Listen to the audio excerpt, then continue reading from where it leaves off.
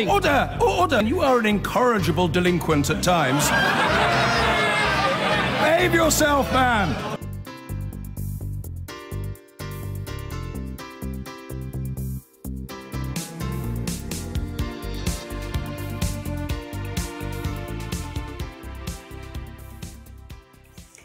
Now, London is like a different country, according to a report into opportunities for those from a deprived background in England.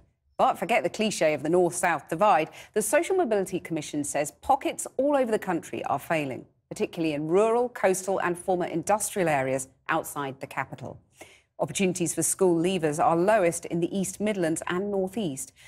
Fatima Manji has been to an academy in Newcastle that's trying to buck the trend. How many of you would like to go to university? At Newcastle's Kenton Academy, aspirations are high. These children say it shouldn't matter what jobs your parents do. They've got great plans of their own.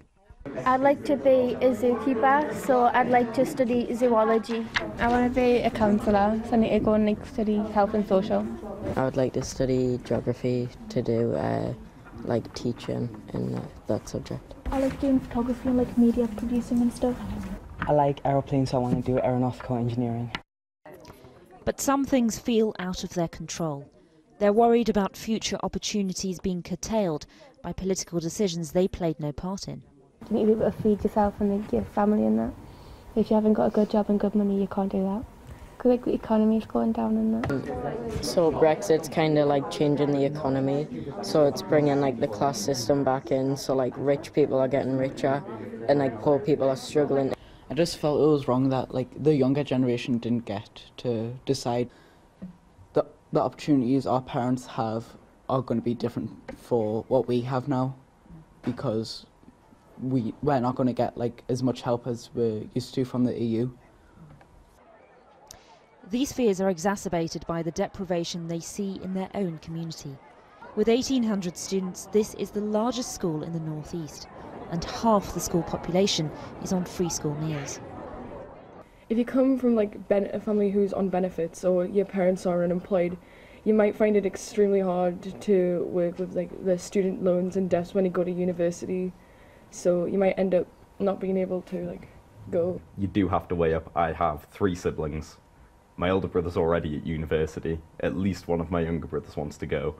And like we were talking about what would happen when I did go, and we had to have the conversation that I can't actually move out, because my family cannot afford to pay for me to live somewhere else. Yeah, I visited quite a lot of unis down south, and it cost a lot of money to just go and visit them. So it sort of put me off going further away from home because of how much it'll cost. Britain today is strikingly divided in where you're offered a chance at social mobility. The top 10 areas for a person of disadvantaged background to succeed are all in London. Outside the capital, it's not a simple north-south divide. Instead, the worst 10 spots are all over the country. Rural, coastal and former industrial areas are being left behind. And the East Midlands is faring particularly badly. But here's a look at how all the English regions score in opportunities for those aged 16. And it's like London is another country marching ahead. In the North East, it's more of a mixed picture. The Social Mobility Commission says until recently it had some of the worst careers advice in the country. Today, it's leading the way. But these improvements are undermined by a lack of investment and poor transport links. Less than 2% of all transport spending goes to this region. Would we like more investment in the North East? Of course we would. But what we do is work creatively to compensate for that. So some of the frustrations the children have is, well, it's quite expensive to visit a particular university. So we think, right, yeah, it is. So how can we support you as a school? Because actually we want to really motivate the children. As the school day comes towards a close, I head home with Tom, who's still weighing up the cost of his university options. It's something he and his mum worry about. She was the first in her family to go to university back in the 80s. I was really fortunate, and I just think it's getting harder and harder.